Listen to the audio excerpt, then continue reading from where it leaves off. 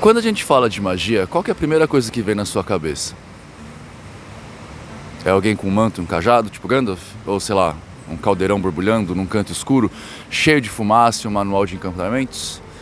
É isso que o imaginário popular construiu, certo? Só que na real, magia vai muito além dessa estética de filme ou de livro de fantasia. Magia, no sentido mais puro e verdadeiro, sempre foi e sempre será sobre o conhecimento. Não é sobre misticismo vazio, superstição ou ritual sem propósito. É sobre entender. É entender o mundo, entender você mesmo, entender as conexões entre essas duas coisas e usar esse conhecimento para transformar a sua vida e, por que não, o universo à sua volta. No contexto deste texto, conhecimento não é só sobre acumular informação ou decorar fatos. Não é aquele tipo de coisa que você só aprende para passar numa prova, para jogar numa conversa e parecer inteligente. Conhecimento aqui é algo mais profundo. É a habilidade de enxergar padrões, de conectar ideias, de transformar essas conexões em algo que faz sentido para você e para a sua vida. É um processo ativo, quase alquímico, de pegar o que está lá fora, seja uma ideia, uma descoberta científica, um conceito filosófico, e trazer para dentro, transformando isso em sabedoria, em ação, em mudança. Conhecimento é o que acontece quando você entende como e por que algo funciona, e não apenas o que funciona. Não é só saber que o fogo queima, por exemplo. É entender que a natureza do fogo, o que ele representa e como você pode usá-lo sem te machucar. É quando você se deixa ir além de aceitar as coisas como elas são, mas começa a se perguntar o que elas poderiam ser e o que você pode fazer com isso. No fundo, o conhecimento é uma consciência ampliada, é a capacidade de olhar para o mundo e para si de forma mais clara e mais profunda, rompendo as barreiras do óbvio. É o que transforma informação em significado. É o que faz o cientista questionar, o filósofo refletir e o mago agir. E aqui vai a parte mais importante. O conhecimento é um movimento, é uma jornada. Ele nunca está pronto, ele nunca é um ponto que você chega. Você pode sempre expandir, revisitar, refinar. É por isso que ele tem tanto poder, porque ele te dá ferramentas para mudar, para se adaptar, para criar. E no final das contas, conhecimento é isso. A força que te tira da inércia, que te permite moldar a realidade, em vez de só reagir a ela. E não tem como fugir disso. Magia, ciência e filosofia estão entrelaçadas desde que o ser humano começou a fazer perguntas sobre o que significa estar aqui nesse mundão estranho. Lá atrás, muito antes de existir a palavra cientista, quem estudava os segredos da natureza, do cosmos ou da mente eram os magos, os alquimistas, os astrólogos. Eles eram os caras que literalmente puxavam o fio das perguntas mais cabeludas. E se você for parar para pensar, esses magos antigos eram cientistas. Os alquimistas, por exemplo, não estavam só tentando transformar chumbo em ouro. E, aliás, quem ainda acha isso está precisando revisitar uns livros aí.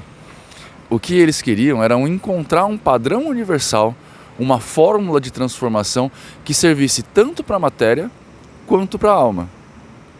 Para eles, o ouro era só um símbolo da perfeição, de algo mais elevado. E os astrólogos?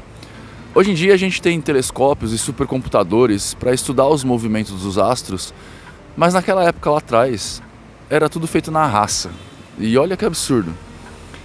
Esses caras estavam catalogando padrões, observando o céu noite após noite, criando modelos que seriam a base do que a gente conhece como astronomia hoje.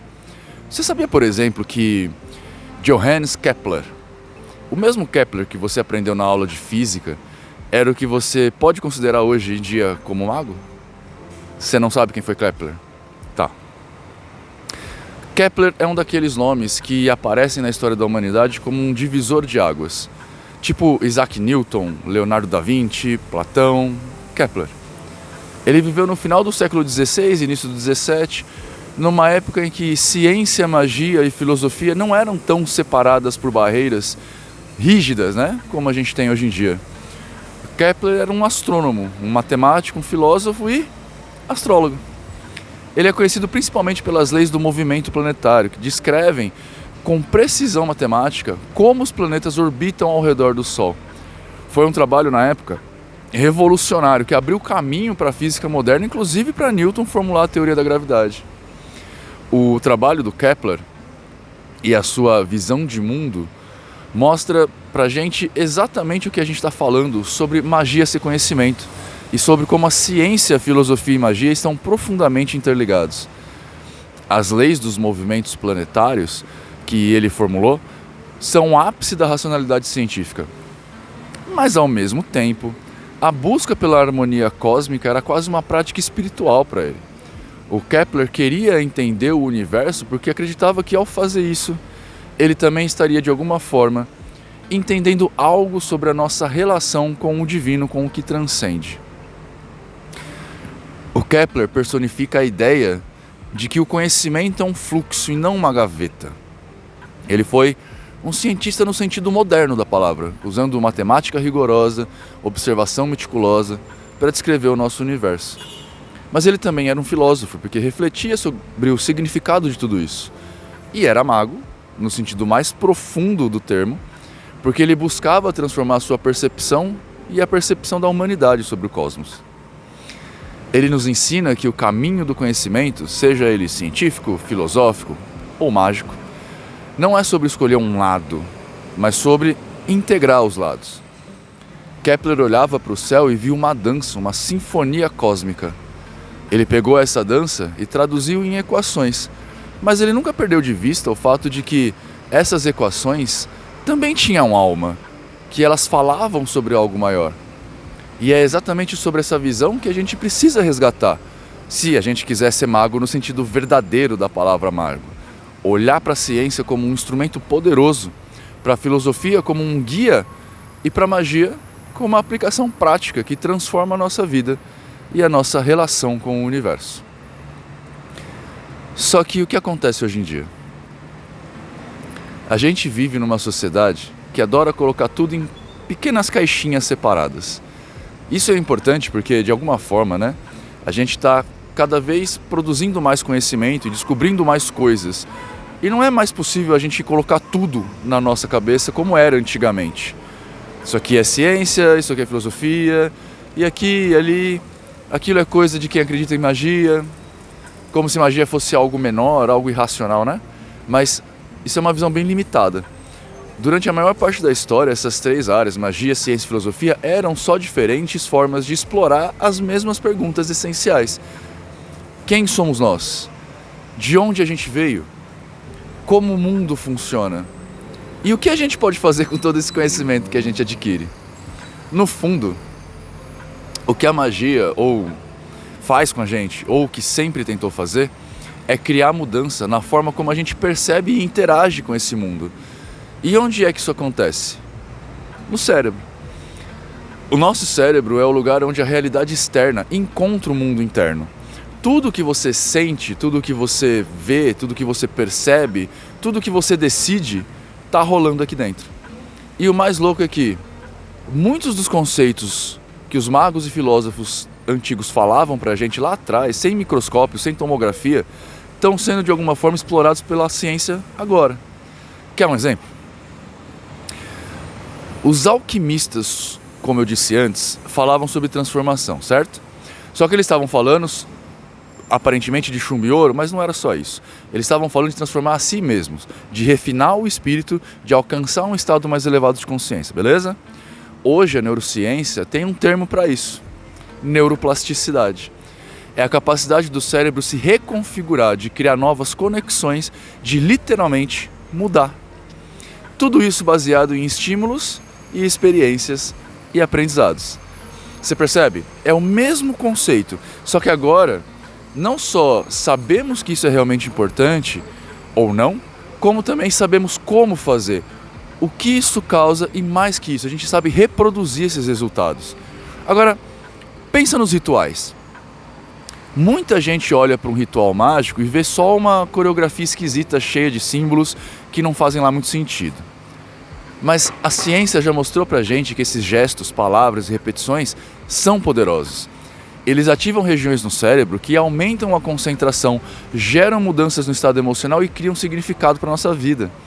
O cérebro é basicamente uma máquina de padrões e os rituais sejam religiosos, sejam mágicos, ou até os que você faz sem perceber, tipo, sei lá, tomar café sempre do mesmo jeito pela manhã, são formas de mexer com esses padrões. Isso é magia. É um sistema para influenciar o que você sente, pensa e faz. E o melhor, ela faz isso de forma consciente, intencional. Mas tem mais, não é só sobre o cérebro, beleza? Filosofia entra nessa equação porque é ela que te pergunta o porquê. Por que você quer mudar?